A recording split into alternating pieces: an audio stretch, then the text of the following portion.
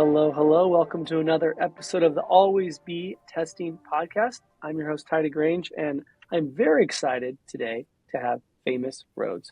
Famous, how you doing, man? Good, brother. Good to see you again. Man, it's been a long time since eBay.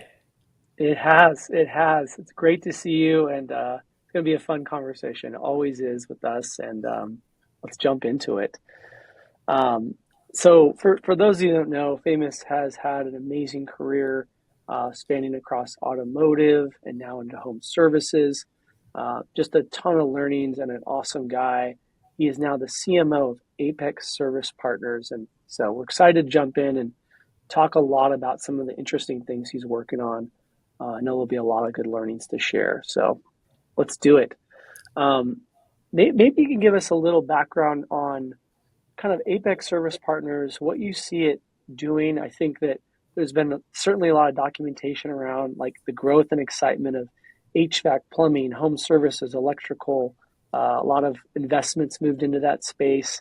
And it seems to be something that you're certainly excited about. So Oh, yeah. just excited to hear about kind of what draw you into it. Where do you see in this growing opportunity?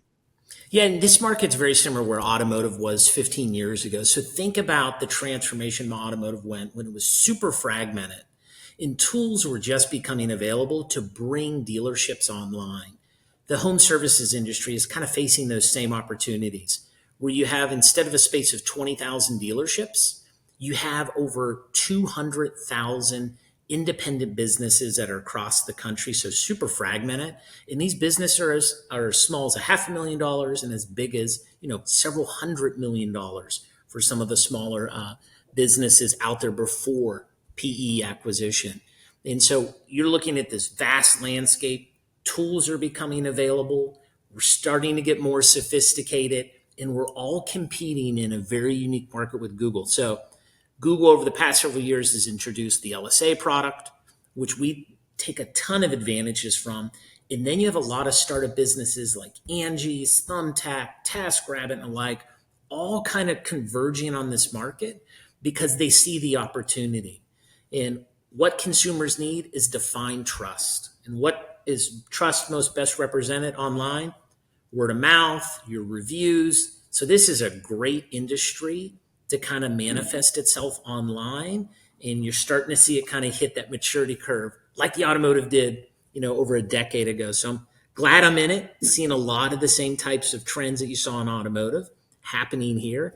And hopefully we could take advantage of some of them and learn along the way of how to move the business in the Yeah, right direction. that's amazing. What a great answer, and it makes sense. You've been good at kind of catching that wave at the right time, and it's not easy to do. And it's an awesome, exciting thing to, Yeah. and an intelligent thing to be able to catch it at the right time and be smart about the timing of it on an industry like this. The word fragmentation definitely jumped out at me when you were talking about that a little bit. I'm just curious to understand what how do you aim to kind of combat some of that and bring some shepherd some of your resources together to kind of address some of that fragmentation a little bit. Yeah, so the part of the fragmentation is the beauty of the industry. Trust is so important to consumers, and local brands are really how you activate trust in the community. You got to be part of that fabric of 30, 40, 50, 60 years. So our strategy at Apex has really been maintain that local brand, that local presence, because it builds the trust with the community. So keep that uniqueness. And so we're keeping that uniqueness in hundreds of brands across the country. And so part of our strategy is we like that fragmentation. We think it serves the consumer well. We think it answers and addresses many of the consumer's needs. So we continue to go in that direction.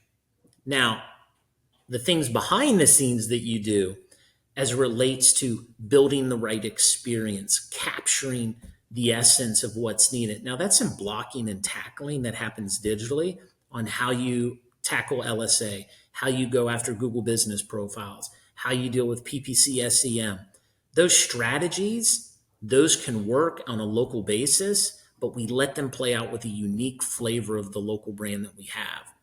What we're finding on top of that is social media becomes even more important because you're dealing with brands that require trust and have to be part of the community.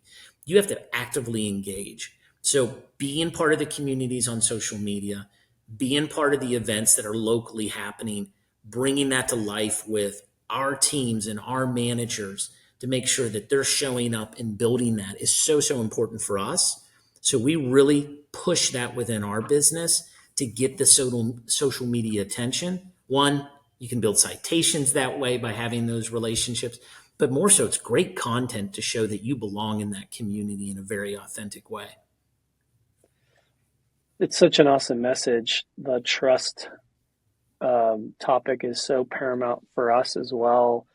The authenticity message is so paramount for us as well. I'd probably be remiss if I didn't make an analogy to how affiliate marketing operates, Yeah. because in some ways you kind of embrace that fragmentation as well. You allow them to speak in their authentic voices about the brand. Obviously, it's slightly different, but what a great, there's a lot of similarities there, I think. No, there are. Affiliate marketing is building the trust with the brands as you hand off a customer. And there's so many changes happening in affiliate marketing with what we can do with data. And brands need to be introduced more in the upfront in a lot of that marketing today so that you can have that call, so that you can do that handoff. Same thing in the home services industry. Before I come into your home, I need to earn your trust and your respect. Because talk about one of the most intimate things to do is enter someone's home in your HVAC 100. unit, or the plumbing could be in someone's bedroom, could it be in their kitchen. I mean, these are some places you don't even take your neighbors to or some of your family members, and here you're trusting someone you barely know to come in your house to be in the most intimate settings of your home. So trust is a really big thing within our industry. Yeah, that's a really great point. I know, it's somewhat early in your tenure, but in terms of the things you're starting to see working Mhm. from a performance marketing perspective, from a trust building perspective that you reference, what are some of those levers that you're excited about, or you've just seen kind of start to click for you and the team? Yes. So for me, social media is one big aspect of it. Authentic comment showing, authentic content showing you as a fabric of the community, so critical to continue to build on that. If that's Facebook, if that's TikTok, if that's Instagram, don't worry about the medium or platform. Just make sure you're reaching your consumers in an authentic way for you. Sometimes that's digital, sometimes that's static, sometimes that's contextual. Build your brand personality to fit what's authentic to you. So I think that's one step on the digital side. I think the second step is consumer reviews are absolutely critical. Consumers want to know you're a 5-star reputable business to engage with, and so we make sure that is paramount. Every single customer is given a 5-star treatment, and so we make sure that every interaction that's occurring gets that 5-star review because it's imperative for us to be successful in Google Business Profiles, on LSA, on Yelp, on Bing, you name it. Every platform is using a version of it that you have to be mindful of and deliver that experience time and time again. And it's not easy. You're going to make mistakes along the way, but you got to invest in that experience and show the consumer you care every single time and that you respond. It's so important throughout the experience for the consumer because it's going to show up online. And we make sure Yeah, that every experience that shows up online is a good one for us. that's amazing. That's amazing. Well said. What are you most excited about right now? Oh, this industry. I mean, talk about an industry that has just taken off over the past 5 years. I mean, so much change is happening. So many more tools are available to this industry. And I think more so, consumers' expectations are starting to rise. So here's a great fragmented industry that you're able to now provide even more experience and solutions for the homeowner. But more importantly, the technician, that blue collar worker that's every day in your home, either doing HVAC, doing plumbing, making sure that your drains are unclogged, making sure your electrical is done appropriately. We have given thousands of technicians across the country a viable career to make really meaningful dollars for their families. And you're starting to see the respect being brought back in that trade. I mean, this is a 6-figure job for many of these technicians out there. It's incredible to see them build the careers and actually go into these homes and learn, their trade and be able to sell solution to a consumer, and it gives them pride when they go home every night. That's what I love most. My dad was a car mechanic growing up, so he was kind of like a tradesman, and he went through that experience. And I'm telling you, you come home with your hands dirty, but you did a good job. You made Yeah. something work for a consumer in that situation Yeah. in a time of need. I mean, how meaningful can it be? Which is amazing. Yeah. I've always been on the Yeah. digital side. I never got to be part, Yeah. at eBay, you didn't see it as much, but man, you're really bringing to life these technicians or real Yeah. career. It's kind of awesome. Come from a family where like the blue collar work ethic was definitely, part of it. And here we are, digital. It's kind of ironic, but It is. it seems like there's been this resurgence of that, and from a needs perspective, from a Mhm. market perspective, from the innovation and progress coming into that industry. As a homeowner, you experience it, or throughout your life, you experience it. My wife and I obviously have firsthand, finally been able to purchase a home and going through the pain points and learnings and vendor selection and how do you work with the right individuals and seeing the range of service offering and communication and technology. It's really fascinating because Yeah. you're blown away by the service offering, and other times it can be quite underwhelming, which I'm sure everyone has reported in their lives and challenges. It just happens, right? No, it really does. And the technology is only going to get better in this industry. But what you can't take away is the hands on needs to fix these problems. No plumbing job is the Yeah, same. No electrical job is the same. No HVAC unit can be installed necessarily the same. It is a very unique situation, and it requires a very expertised individual as a tradesman to come in there and do the work. So the beauty of this industry is this is going to be here for a long time. In those yeah, tradesmen, that product of technician is so critical to that experience and delivering it. So to give them these careers where they can make meaningful dollars is so rewarding. I love yeah, seeing that piece of it more so than anything else. You remember our yeah. eBay days, you had all these eBay sellers that were able to find careers and opportunities selling on eBay. Anyone could be successful on eBay. I'd say that here in the home services industry, everyone has an opportunity to find the trade for them and be successful and have a very meaningful career helping consumers. I it's awesome. There's so much about that ethos that I think resonates for you and me. Like you've got the eBay seller Mhm. analogy of like you're elevating folks' lives, you're giving them a new income opportunity. You've got the affiliate analogy where it's Yep. like, hey, you can make something out of nothing. You can create a business from this. And obviously, these trades have been around forever, but it's so rewarding and exciting to see the next generation be able to say, hey, I can go to a trade school and make double what I made if I go to, you know, Occidental College of English degree. No Right. offense to folks that did that, but it's like, there's another path there for folks that want to get their hands dirty and specialize and get that direct feedback of helping someone right away. I think it's really exciting. No, it truly is. And it's Yeah, rewarding. and totally. And I think like the business side, the marketing side is also super interesting because I think when we step back and put our nerd hat on and think about such an opportunity to bring technology, to bring innovation to something that has not necessarily had it, like auto and other industries that you've Yeah. been in, it's really awesome to see. Would you be able to maybe double click on maybe some of the examples of like innovations or technologies that maybe have been introduced, and maybe some that you want to have introduced at some point? You kind of alluded to it, but I'm just curious to learn more there. Yet this industry has really gone into how do you get proactive reporting back to the consumer on devices in their home. So we all know about Nest and other solutions like that that exist. But there have been companies that are starting to figure out how do I create a proactiveness to the experience so the consumer knows when the units are cooling, when they actually have trouble codes that come off them. I think that's an evolution that you have smart units over time that are more engaging for a consumer in a remote setting and giving them the proactive information. So that technology is, I think it is absolute infancy, much like it was in the automotive industry through OBD ports and things we were doing off of trouble codes on vehicles. This is going to evolve here as well for consumers. So I think you have one element there, how that kind of evolves. The second element I think that you're dealing with is the cost savings component as it relates to energy efficiency. Man, the manufacturers every single year are getting better about creating a more efficient unit that's better for our entire community. And that is so critical.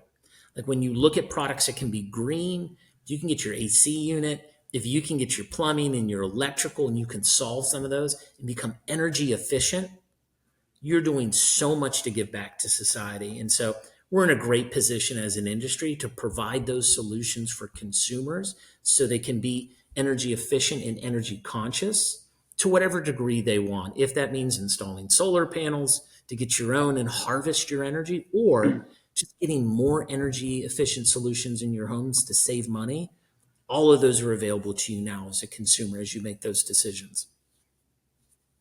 I love that. I love that. And obviously we're thrilled about kind of the trajectory and the timing and all the, the storyline of giving folks opportunity, but also having such a great business opportunity.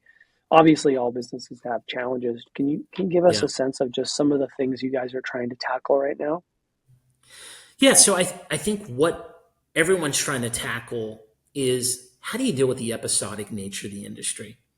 Unfortunately, a big component of how this business has ups and downs at times can be driven by weather, can be driven by inclement weather associated, if it's a hurricane, if it's flooding, and other pieces. We just saw what happened with Hurricane Helene and then Milton right following it. The devastation it created against the southeast component of the country, from Florida, Alabama, Georgia, North Carolina, South Carolina, is just unfortunate. However, it yields a tremendous amount of work for businesses to respond to. So I think there's one, how do you capture demand in an episodic manner?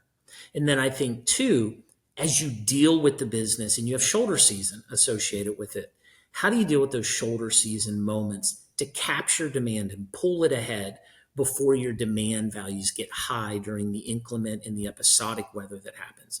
If it's 2,100 days in a row, meaning temperature, or if it's rainy days, hurricane season, those things play a big role in how your business is going to perform. So you've got to try to create that stability line overall so that you can capture demand when it's coming in episodically, but still balance it out through the year so you don't have the ebbs and flows as much. And so that I think is one thing we're all focused on in the industry, Hmm. how to capture and how to create demand. Yeah.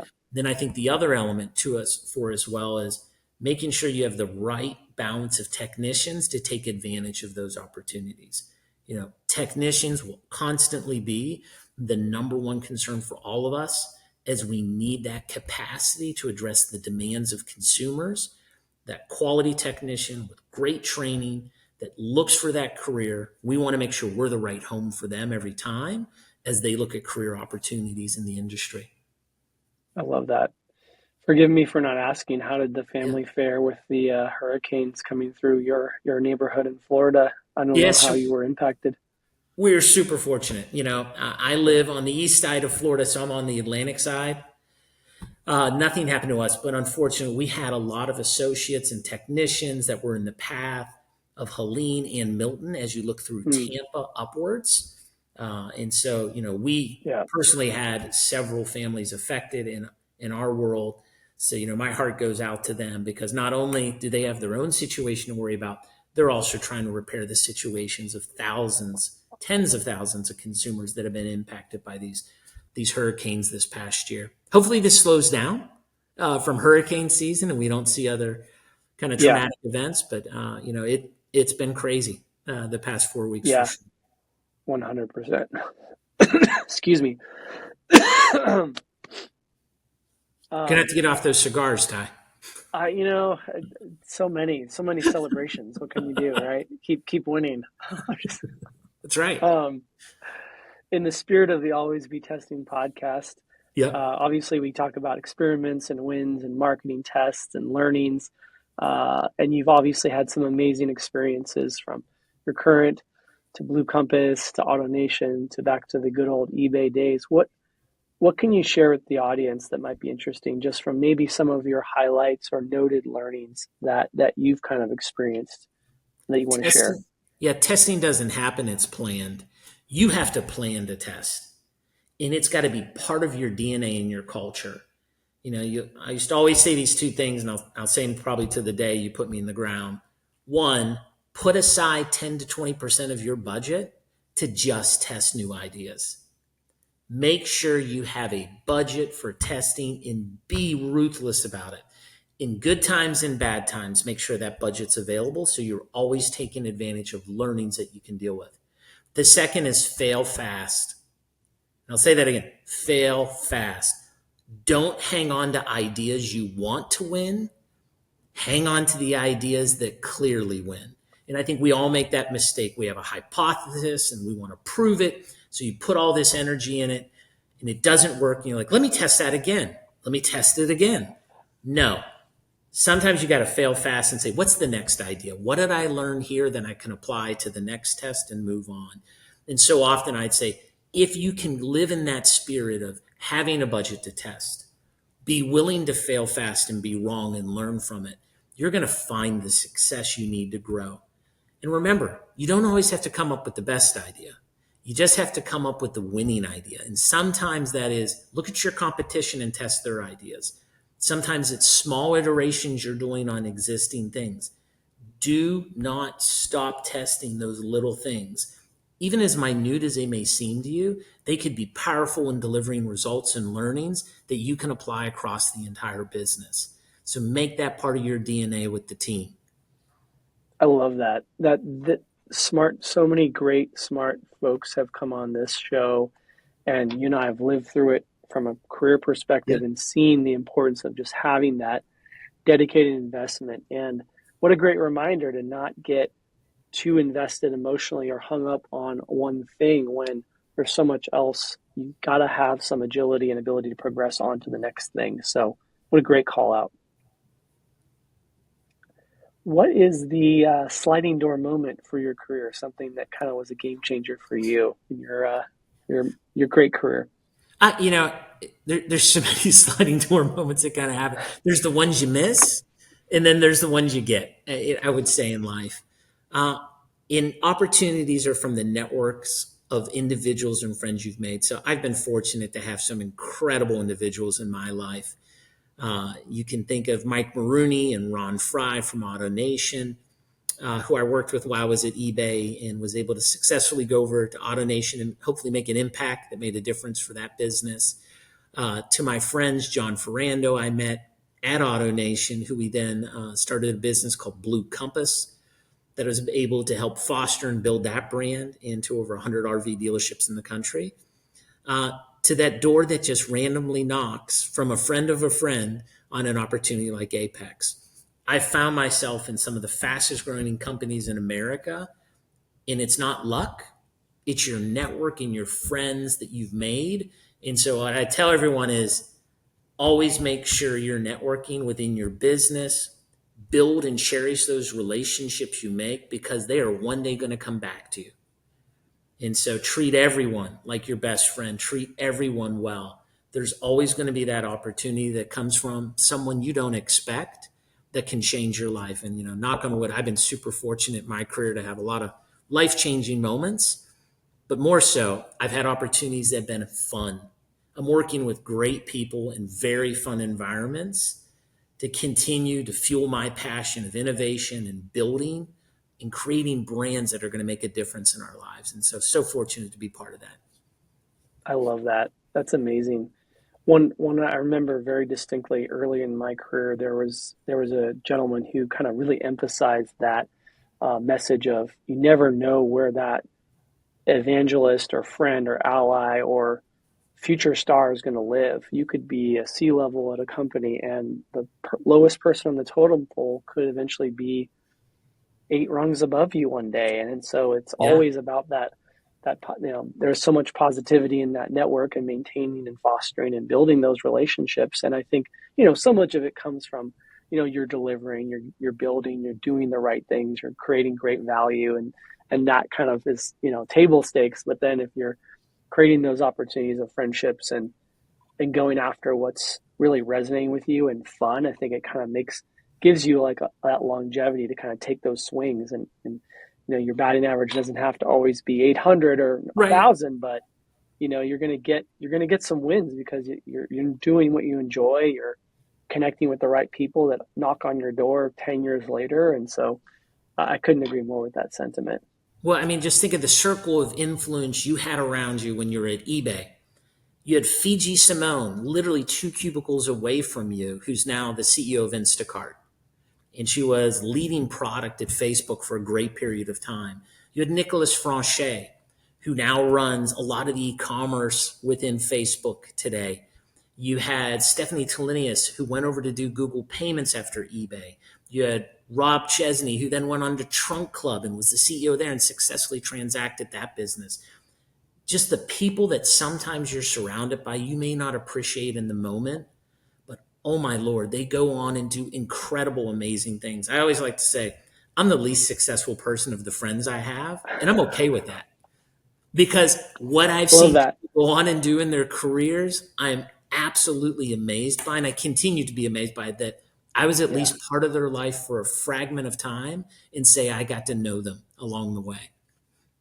I couldn't agree more, and I think it underscores for me how that was certainly my sliding doors Yeah. moment, and here we are talking today. So, it's the it's so funny because like from a marketing perspective, like I have a it's almost like Mount Rushmore of like talent that came out of our cohort at that time. It's Yeah. insane, like Fanatics, Facebook, you name it, all the best. It's just the list is crazy long. So, it's so cool to hear you share that and resonate with that. Um, were there mentors or career folks that kind of helped steer you or kind of give you some of the tools early on, personally and professionally, that kind of hits home? Yeah, for me, early on in my career, I was fortunate enough to have the eBay experience that really helped shape and mold me and really taught you, it takes so many things to make you successful. eBay success wasn't in the platform, it was in the community. And so what made us so successful was millions of sellers across the globe that made up the product offering. And I think when you start to recognize you're just the tip of the spear of so many things that need to happen for you to be successful in living in their experiences by, eating your own dog food, so to speak, that is an important lesson to learn. We cannot ever get ourselves in any executive role or any strategic role where you stop eating your dog food at your work because once you do, you're removed from the product itself. And so I find myself every day, I'm scheduling appointments to come to my house for our AC units, looking at competitors. You've got to constantly live and breathe your product. Do not step away from it. And if that's one thing you learned at eBay from Meg Whitman, I'd say that I got from her and John Donahoe. Also continued that philosophy. I mean, our eBay score and feedback was so important to us as associates. And it's because we were eating our own dog food. We knew when the product was bad. We knew when we needed to improve something. And so I think that got instilled to me early on. And I became a fanatic about it. No pun intended for our friends that went on to fanatics from eBay. But you do become a fanatic of your Yeah. brand, of your product. And I think that's always stuck with me through my career is make sure I'm I, buying my product and so forth. I love that. I don't think that gets mentioned enough, and it kind of falls under that, customer obsession. You Yeah. go through those experiences and pain points and your dog fooding, and I think it's easy to get removed sometimes, and it's just so great to always be consuming and understanding where that customer's view and perspective is. That definitely resonates. Um, okay, we're coming down the home stretch here, gang. We're gonna throw in some fun questions to kind of wrap up. Famous, what's a fun product that you just can't live without? You want to rave about to the audience? My favorite product right now. Could be anything you've bought, maybe that's notable or Nothing I buy is notable. I'm going to tell you that right now. But what I will say, My favorite product I probably bought in the past 3 weeks are customized Legos for my daughter. The customization and personalization I that didn't you know can they could get do out that. there with Etsy and other things, I'm just floored by. And so I love buying personalized goods that you can make it unique for someone. And so I bought my daughter and her boyfriend Travis Kelsey and Taylor Swift Legos that you could, customize online. That's awesome. And now I'm buying these things for everybody. So, but I'm customizing them differently. So, like, if you get a Lego in the mail that's unique to you, I think it's on its way. But that to me is what I love about what's happening online is that customizable, Yeah, personalized experiences you can get. And right now for me, it's Legos. 2 years ago for me, it was M and M's when you could get messages put on the M and M's. I thought that was the coolest thing. I So love that's what it. I'm into right now is the Legos. That's so smart. It's inspiring me for a holiday coming up. I are kind of Yes. kind of catering it to the audience even better. That's brilliant. And who doesn't love Legos? Yeah. I'm waiting for my toddler to get just old enough. We're close. We're on the cusp. I'm gonna be Right. like the Lego stock. Watch out. We're gonna be pumping. We're gonna be getting some stuff from them. So probably more for my interest than theirs. Right. What's something maybe many folks don't know about you, or fun fact that you want to share with the audience? Famous is my real name. It is not. It is not a nickname. So when you meet me and you ask me how I got my name, because that is the question I get 24/7 in my life, it is my real name. But when you hear me at Starbucks, I use the name Paul. It's not because Paul's my real name. It's because I don't want to tell the story of how I got my name. And so that's how I avoid that. So the fun fact about me is if you see me in Starbucks, you'll hear Paul. It's not my name. It's my Starbucks name. My real name is That's Famous. epic.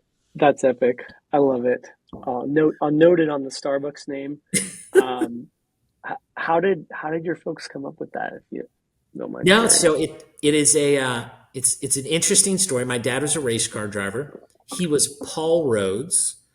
When I was born, they said, "Is your son going to be famous like you, Paul?" My dad said yes, and that's how I got my name. So my name is Famous Paul Rhodes. Paul's my middle name, and that's how I got named. But he was I a love it. popular race car driver in the 70s and 80s out in Western Pennsylvania, Eastern Ohio. And then I had a fun loving mother that was gracious enough to let my father do it, and she embraced the name. I And love it. that's how the history was written with such a unique name. That's amazing. What an awesome way to take us home and wrap up and the Genesis story. And I love that. That's brilliant. Um, yeah, where can folks find you to learn more and connect and learn about all things famous? Look me up on LinkedIn. You could go to apexservicepartners.com, but more importantly, just message me online. Uh, Love to get back to people. If you're trying to grow your career, if you're looking for opportunities in the world, please reach out. We're hiring at Apex Service Partners. We're looking for digital talent all across the country. So if you want to be part of one of the winning digital teams, I'd love to have you a part of it. I would highly recommend it if you're in performance marketing and digital, especially to catch the next wave as Famous is so intelligently doing. It's been a pleasure, Famous. Always a good conversation. Thank you.